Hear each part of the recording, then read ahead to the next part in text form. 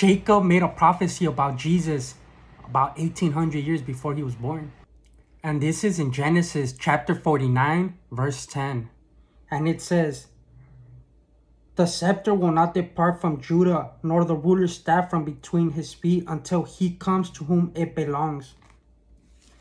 Now here, Jacob is blessing his 12 sons, and they're already in Egypt. Mind you, there is no kingship yet, right? It's just a family, 12 brothers, their father, their wives, right? They're settled in Egypt, but no kingship yet has arrived, right?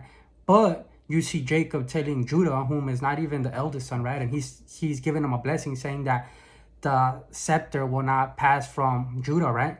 Now, so what is a scepter, right? A scepter is like a symbol of authority, right? Or rule over the kingdom. But like I said, they didn't have kings until hundreds of years later. Mind you, they're in Egypt.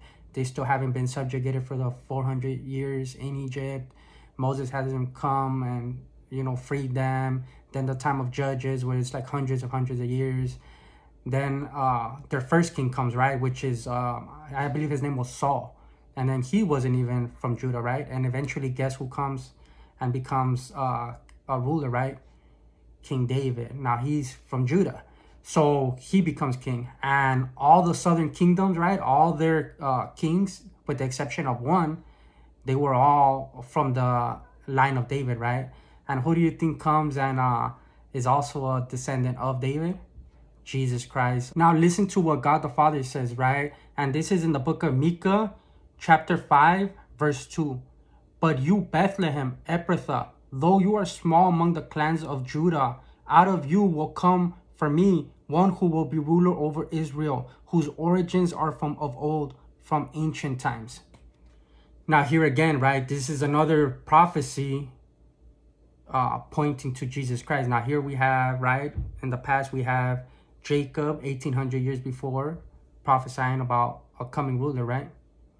Then 700 years before Jesus, roughly around 700 years before Jesus, we have the prophet Micah, and he's prophesying as well, right? That somebody out of Bethlehem will come and shepherd over Israel, right? Somebody whose origins is of old, of ancient times. Now let's see what the New Testament says and see if this actually is Jesus. Now this is in the book of Matthew, chapter 2. "After Jesus was born in Bethlehem in Judea, during the time of King Herod, Magi from the east came to Jerusalem and asked, 'Where is the one who has been born King of the Jews? We saw his star in the east and have come to worship him.' When King Herod heard this, he was disturbed, and all Jerusalem with him.